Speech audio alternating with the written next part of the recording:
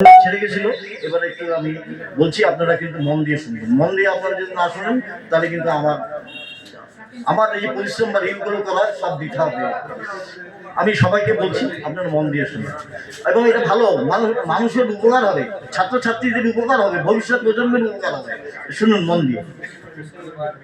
পড়াশোনা যারা করছেন, ধরেন স্কুল কলেজে বা পড়ছেন, বা গান বাজনা শিখছেন, বা যে কোনো সাঁতার শিখছেন, খেলাধুলা করছেন, যেগুলো শিখছেন, সেগুলোর মধ্যে আপনাকে করতে গেলে আপনাকে একাগ্রতা বাড়াতে হবে। একাগ্রতা বাড়াতে গেলে আপনাকে নিয়মিত ধ্যান করতে হবে। ধ্যান মানে কনসেন্ট্রেশন মাইন্ড করলে পরে আপনাদের একাগ্রতা বাড়বে। একাগ্রতা বাড়লেই আপনাদের পড়াশোনা ভালো হবে, আপনার গানের চর্চা ভালো হবে, খেলাধুলার চর্চা ভালো হবে, সাঁতার ভালো হবে, ব্যায়াম ভালো হবে। যে কাজই করুন আপনি ধ্যান করলে একাগ্রতাটা বাড়াতে পারলে সবকিছু ভালো হবে। একাগ্রতাটা বাড়লে পরে তাহলে কি হচ্ছে, কি হবে, মনও ভালো হয়ে যাবে, পড়াশোনায় মন বসবে। আর সময় নষ্ট না করে আরেকটা জিনিস করবেন, খেলাধুলার প্রতি আগ্রহ হওয়া। আমি পরামর্শ দিচ্ছি, খেলাধুলা যদি করেন তাহলে আপনার একাগ্রতাটা বেড়ে যায়, পড়াশোনাটা অবশ্যই ভালো হবে। কেন, যে কোনো জিনিস চর্চা করুন, গান করুন, ব্যায়াম করুন, সাঁতার করুন, আপনি খেলাধুলা যদি করেন, এক্সারসাইজ করেন, আপনার সেখান থেকে কিন্তু অটোমেটিক এই কন্ট্রোলটা চলে আসবে, একাগ্রতাটা মনে চলে আসবে। এটা মনে রাখবেন, আমার অশোক চক্রবর্তীর এটা কথা। খেলাধুলাটা অবশ্যই করতে হবে, খেলাধুলা করলে সব আপনি পাবেন। আচ্ছা, নেক্সট,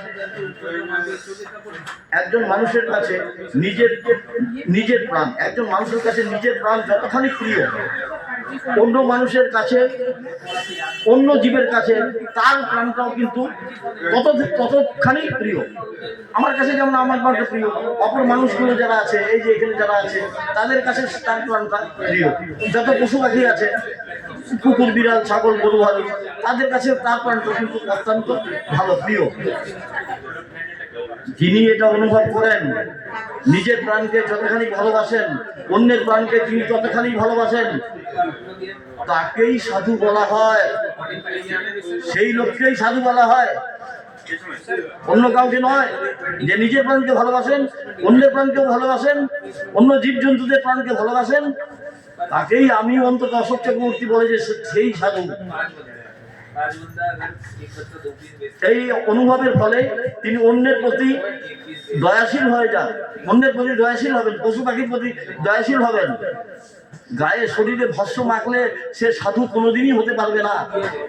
নিজের প্রাণকে যেমন ভালোবাসুন, অন্যের প্রাণকেও ভালোবাসুন, পশু পাখিদের প্রাণকে ভালোবাসুন, আপনি সাধু বনে যাবেন। এটা অসুবিধা নিবেদন। এটা সবাই ভালো থাকবেন। এখানেই আমরা শেষ করলাম। ধন্যবাদ, নমস্কার, জয় গুরু।